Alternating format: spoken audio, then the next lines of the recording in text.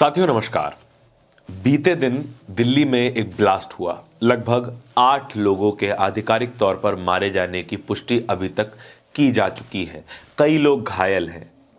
ये स्थिति संवेदना की स्थिति है, ये स्थिति आक्रोश की स्थिति है, ये स्थिति शोक की स्थिति है। लेकिन ऐसे में क्या हो जब देश का मुखिया ही देश छोड़कर विदेश चला जाए और कारण हो विदेश के एक नेता का जन्मदिन। ऐसा ही कुछ हुआ है भारत में। प्रधानमंत्री नरेंद्र मोदी ने एक ट्वीट किया। ट्वीट में एक वीडियो था।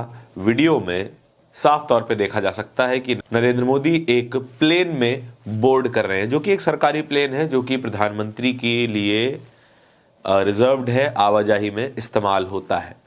इस प्लेन से वे भूटान जा रहे हैं, भूटान के राजा के 70वें जन्मदिन में शामिल होने के लिए।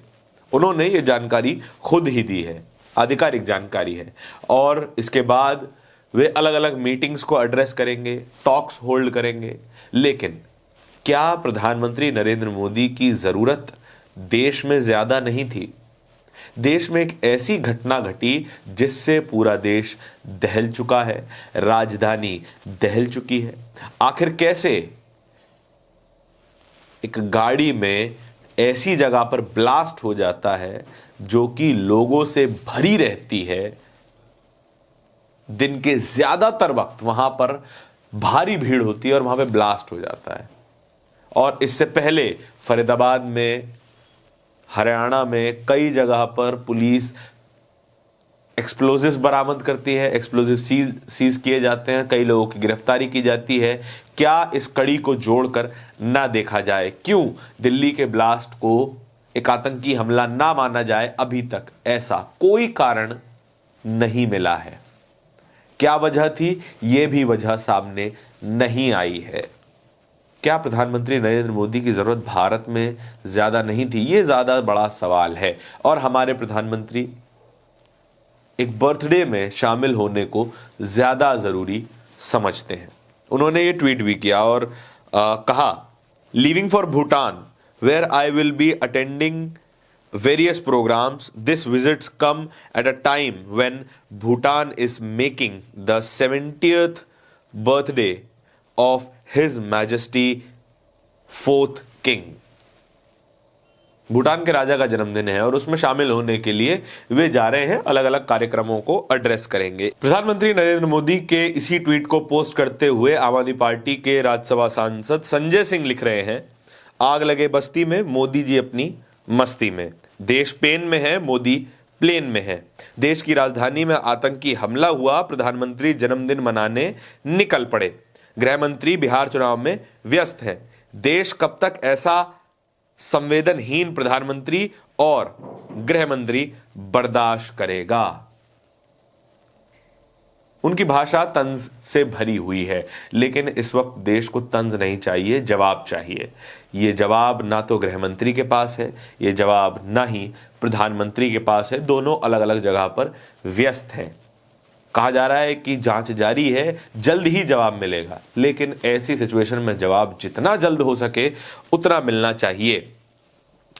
पॉलिटिकल कमेंटेटर रणविजय प्रधानमंत्री नरेंद्र मोदी की फ्लाइट को बोर्ड करते हुए, वीडियो को पोस्ट करते हुए लिख रहे हैं, 12 घंटे पहले देश पर हमला हुआ, 13 लोग मारे गए, मोदी जी सज धज कर भूटान निकल गए। सज धज कर भूटान निकल गए। उनके चेहरे पर स्माइल थी, तरीके से आपको समझ में ही आ रहा होगा। मतलब किसी के घर में हमला हो और घर का मुखिया कहे कि मुझे तो घूमने विदेश जाना है, तुम अपना अपना देख लो। प्रधानमंत्री नरेंद्र मोदी जब पहलगाम पर हमला हुआ, पहलगाम में हमला हुआ तो अपना विदेश दौरा छोड़कर दिल्ली आ गए थे। यहां हमला हुआ तो विदेश यात्रा के लिए निकल गए हैं। क्या इस विदेश यात्रा को डिले नहीं किया जा सकता था? क्या भूटान के राजा के बर्थडे में शामिल होना इतना ज्यादा जरूरी था कि देश की जरूरत उनको ध्यान नहीं आई? रणविजय प्रधानमंत्री की स्पीच के बाद एक और तंज भरा ट्वीट लिख रहे हैं, पहली बार देख रहा हूं घर में लोग मर रहे हैं और घर का मुखिया भारी मन से विदेश निकल गया। भारी मन से। इसी शब्द का इस्तेमाल प्रधानमंत्री नरेंद्र मोदी ने अपने भाषण में किया जो उन्होंने भूटान में दिया था।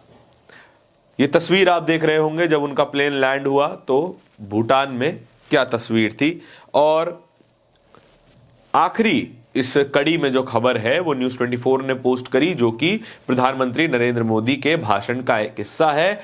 उसमें वो बोल रहे हैं कि उन लोगों को बख्शा नहीं जाएगा जिन्होंने ये साजिश रची है। बड़े भारी मन से मैं यहां आया हूं, भारी मन से।